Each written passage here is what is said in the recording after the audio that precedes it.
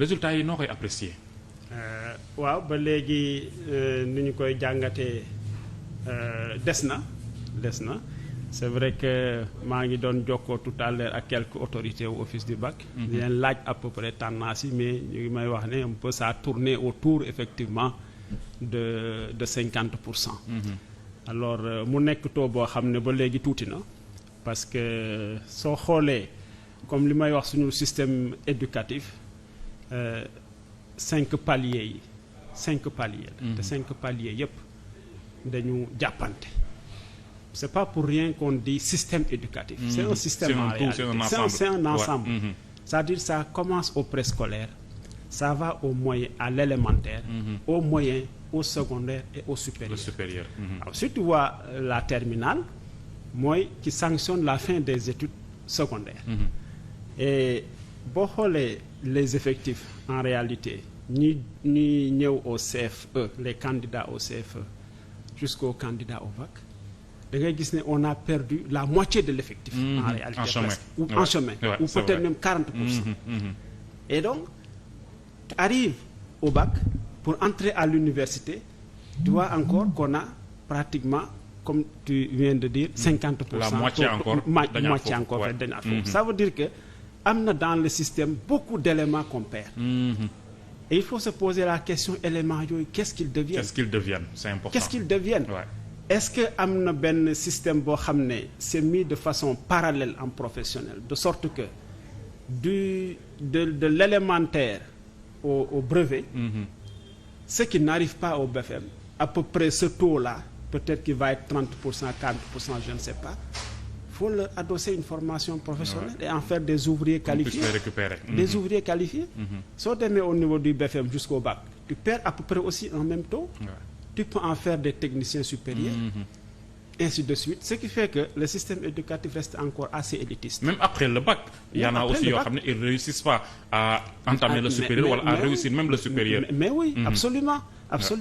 Donc ça veut dire que vraiment pour élever le taux, diminuer les déchets vraiment qu'on perd en quelque sorte, entre guillemets, ceux qui se perdent en cours, donc le système est assez élitiste.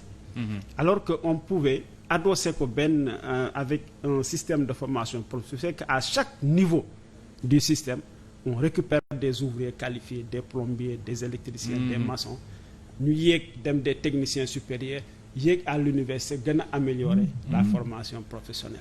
Et le problème c'est quoi selon vous? Manque de niveau des élèves dañ ko yàgg dénoncer, mais est-ce que aussi ñi leen di jàngal parce que le primaire foofu moo gën a sensible te c'est la base moo koy tuddee noonu te l'enseignement école primaire dañ ko xaw a sàggane trop ces dernières années. waaw y a tout je pense que c'est un ensemble communautaire. C'est un ensemble de facteurs parce que comme li may wax système bi ma wax nii yëpp ils ont un élément système bu ci nekk nag am nga sa problème spécifique. niveau état bu nekk am nga sa problème spécifique. soo ñëwee au niveau du préscolaire. Mais 2 problèmes spécifiquement lañ fay identifier. D'abord c'est l'accès. Parce que le préscolaire soo demee pratiquement c'est dans les grandes villes que la existé. ñun ba ñu gën a nekk xale yëfu ñenn ñi la woon. Mais voilà, exactement. Voilà. Alors que des études pédagogiques montrent que c'est fondamental pour la réussite de l'enfant. Donc il faudrait que tous les enfants puissent accéder à un cycle préscolaire. Donc là c'est vraiment le problème de l'accès. Et aussi dans les lieux où ça existe c'est souvent monopolisé par le privé. Très souvent c'est monopolisé encore par le privé. Évidemment l'État commence depuis quelques années à faire des efforts, mais c'était essentiellement monopolisé d'abord par le privé et sans se trouver dans les grands centres urbains. Et quand on parle de privé, on parle de fonds supplémentaires que certains parents n'ont pas. Mais tout à fait, tout à fait. Donc on parle de l'accès. Soo ñëwee au niveau du primaire, le problème fondamental qu'ils ont, c'est un problème d'infrastructure.